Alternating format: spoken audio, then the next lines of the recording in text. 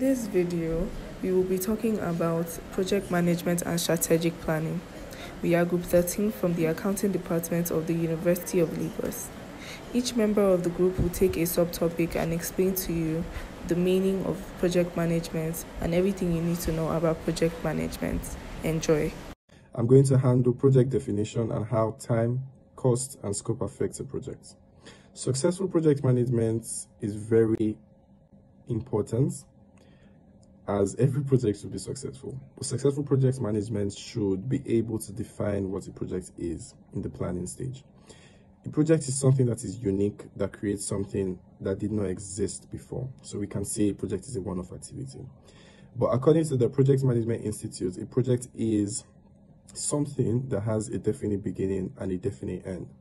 A project can be further explained as a temporary endeavor activity which is for a specific purpose that is used to achieve a particular objective. So going into the characteristics of a project. A project has a definite beginning and end, as we've said. A project should have a specific time frame in which it lasts. For instance, a project can start on the 1st of December 2020 and also end on the 30th of December 2025. A project comes in different shapes and sizes. For instance, a project can be big in the sense that it involves a lot of cost and also takes a substantial amount of time. So we can say the construction of a bridge is a big project. Another classification of a project is that a project can be small. So you undertaking the learning of your home can be classified as a small project that involves little time and doesn't really take so much cost. Another classification of a project is that a project can be handled by one person, the weekend thing we just spoke about, and a project can also be handled by different persons. For instance, the planning of a wedding.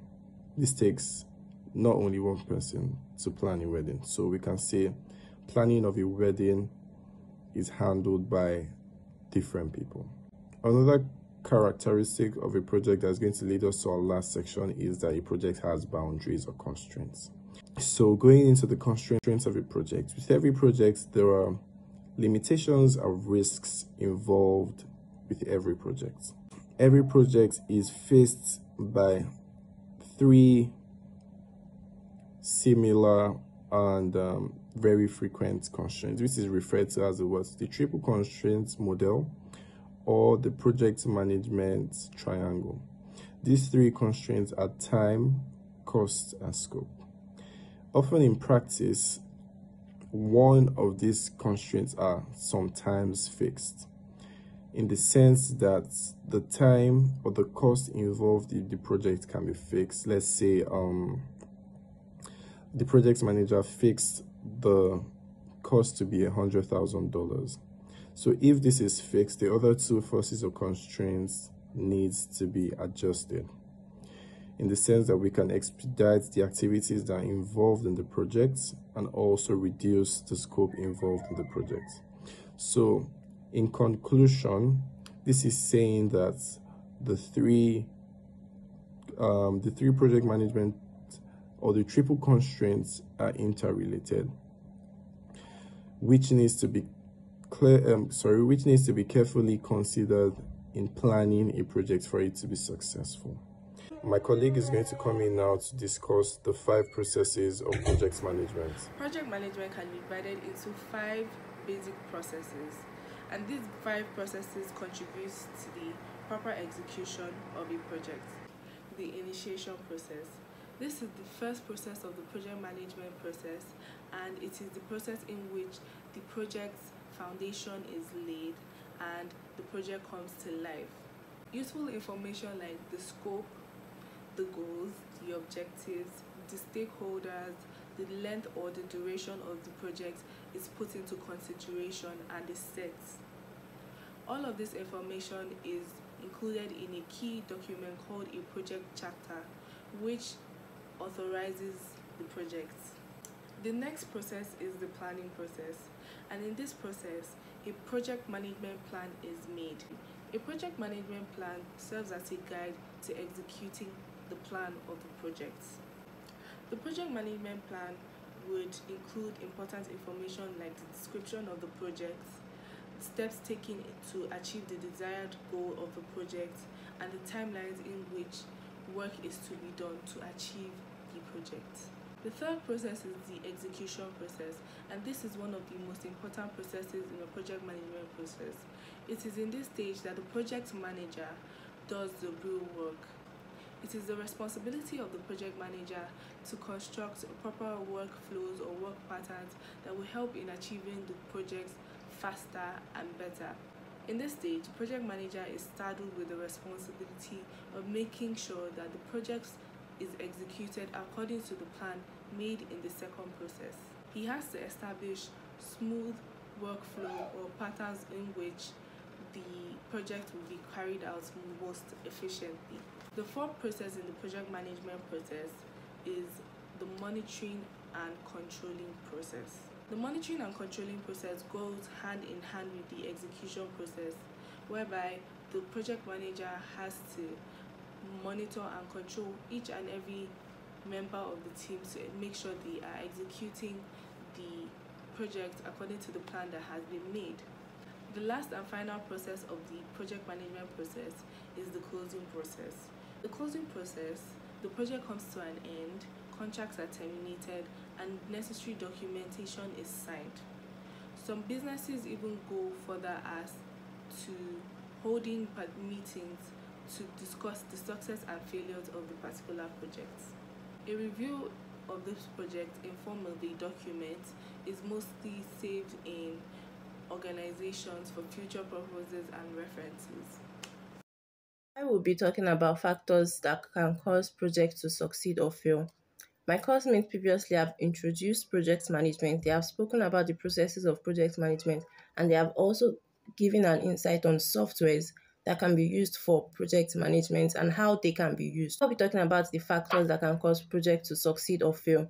So what factors can lead to success? At first, the first factor is the people factor. Getting talented and motivated personnel would really help a project to succeed. Then organizational factors. The objective of the project, is it aligning with the project goals? Then project factors, the objectives and the scope of the project, is it well defined? Is it clear to everybody that is involved in the project? Then project management, there has to be an appropriate project management. It can be using people, it can be using softwares. Is there an appropriate or a sufficient project management in place? Then external factors, a company might not be able to carry out everything from start to finish internally. They will have to outsource some things out to people. It might be consultants, it might be vendors, it might be suppliers. Getting very good vendors or consultants that understand what project we are carrying out and why we are carrying out the project will really help a project to succeed.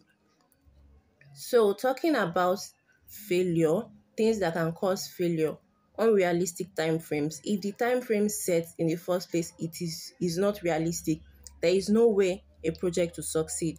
Unrealistic expectations. Setting unrealistic expectations would not make a project to succeed, because if an expectation is not realistic, there is no way to be met. Poor communication or communication gap. And scope creep. This is something that happens constantly. There are many times when you start a project, you set a particular scope, and in between, new scope starts creeping in, new deadlines, new conditions, new objectives. They add to the time that will be carried. They add to the time that will be used to carry out the project. Then other factors is lack of resource planning. Then unclear goals. Goals must be smart and clear to everybody. Then unclear roles and responsibilities is a very high tendency for a project to fail if everybody involved is unclear of their roles and responsibilities.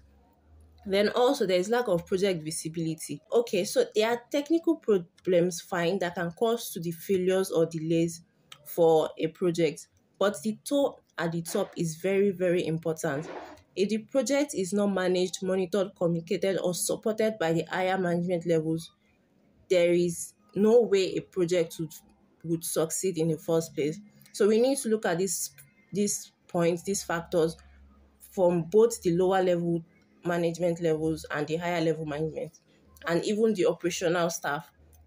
Now, the purpose of strategic planning in IT is to ensure that the IT organization is aligned with the strategic goals of an organization. Now, alignment of IT organization and business goals has been used to control and ensure that business goals will achieve, and all the operations include the IT and strategic planning goals that need in the running of the organization will be kept in track.